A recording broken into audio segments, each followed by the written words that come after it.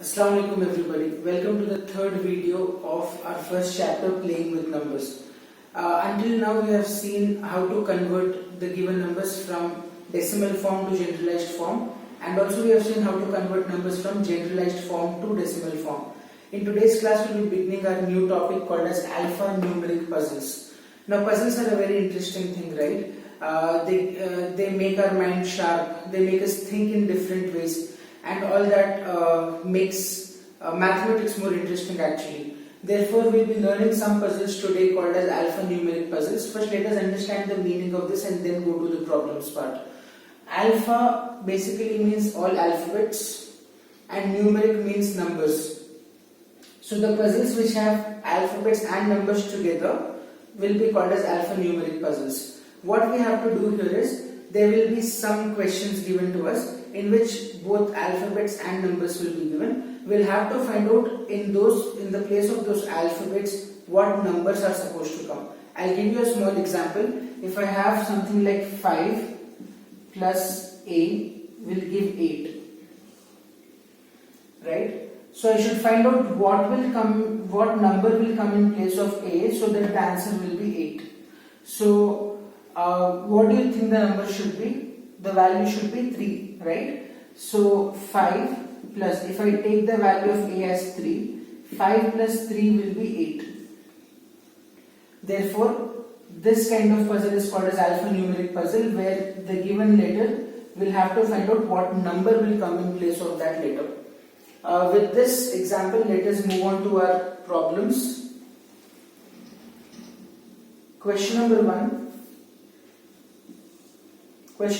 will be 3 plus b will give us 7. 3 plus b will give us 7. So we'll have to find out what will be the value of b. Now, because this problem looks very simple, we will be able to directly tell what will be the value of b. But for some problems, we may have to try different values. Example, let me try for this question itself. If I take the value of b as 1, if I take the value of b as 1, okay, we know the answer directly, but I'm just showing you different ways of doing it. 3 plus, in place of b I will write 1, and 3 plus 1 will give me 4. Is it the required answer? No. The required answer is 7, but I'm getting the answer as 4. Therefore, the value of b is equal to 1 is wrong.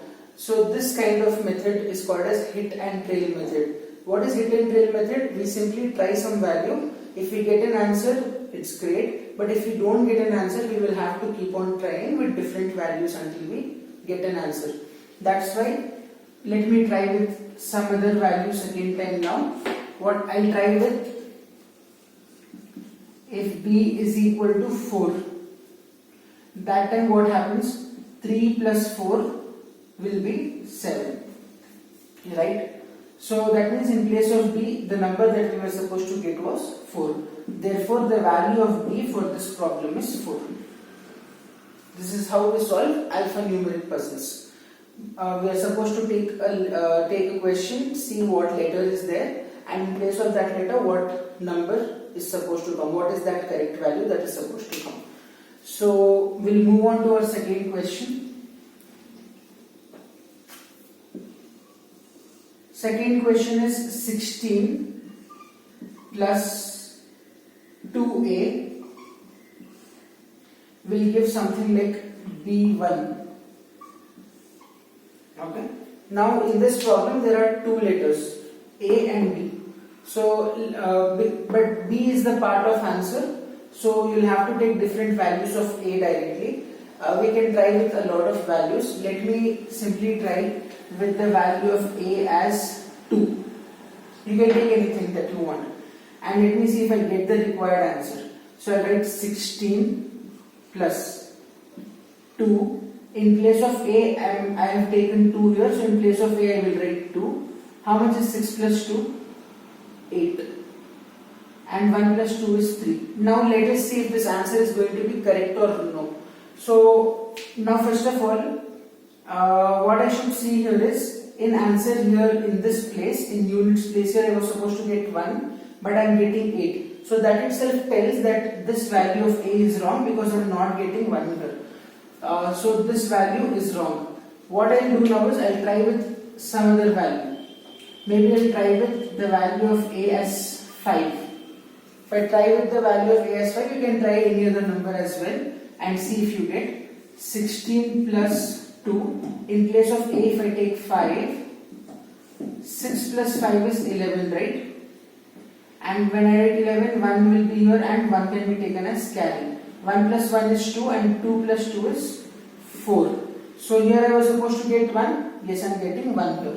That's why this answer will be correct. So for this problem, therefore the value of a is 5 and b also we are supposed to find. In place of b here, in place of b I got it as 4.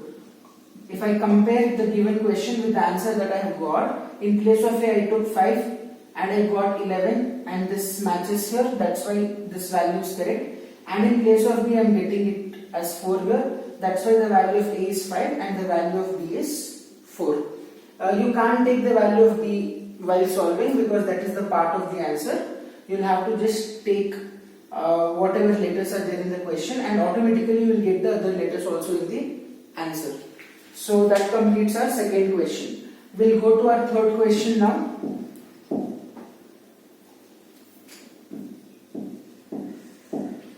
Third question is 2a into a should give us 1 2a or 12a. So now we should keep one thing in mind, that if the same letter gets repeated in the question, that time whatever value we have taken of a has to be same on both the places. Example, if I take the value of a as 1, that time here also I will take as 1, here also I will take as 1. And I should remember that the letter in the answer also is a only. That's why here also I should get the answer as 1 because I have taken 1 and 1 here. So I hope you are understanding that whatever letter, whatever number we take in place of a letter, and if the letter is same, so the number also in that place should be same every time. Let us try with a is equal to 3. Any random value, any value that you want is fine. So we'll go with 2. In place of a I will take 3 into. In place of a I will take 3. Let us multiply. 3 3s are 9 and 3 2s are 6. Now we have to see if this value of a is correct or wrong. First of all, let us compare it with the answer. Here I am supposed to get a 3-digit number in the answer. I am getting a 2-digit number.